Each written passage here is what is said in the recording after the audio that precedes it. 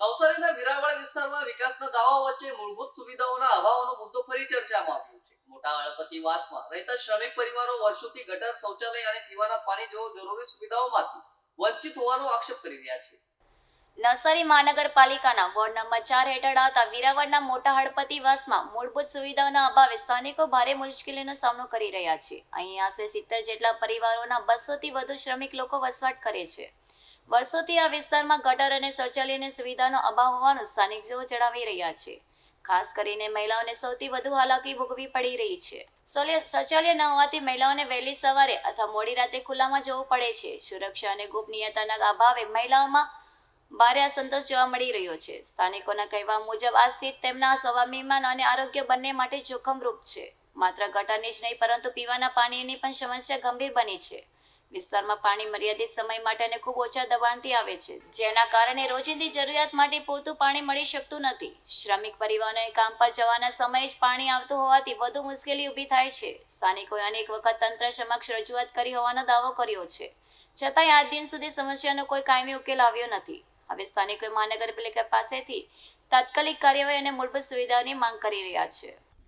આજે વીરાવાડના મોટા હળપતિવાસમાં જ્યારે અમે જોવા માટે આવ્યા છે ત્યારે અને અહીંયા તો ડ્રેનેજની ખૂબ મોટી સમસ્યા છે. તમે જોઈ રહેલા છો તેમ પાણી આવ્યું છે ત્યારે બધું પાણી બહાર વેડફાઈ રહેલું છે અને પાણી પણ ફોર્સમાં આવતું નથી. સવારે અડધો કલાક આવે અને સાંજે અડધો કલાક આવે અને આ ટાઈમે જે પાણી આવ્યો તે ફક્ત ને ફક્ત બગાડ થઈ રહેલો છે.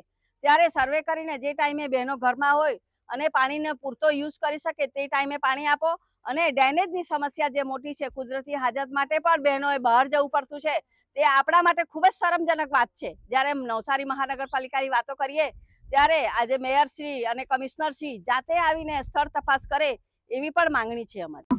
નીમાબેન કિશોરભાઈ હળપતિ. શું સમસ્યા છે? સમસ્યા ગટર લાઈનની, ટોયલેટ બી નથી અમારે.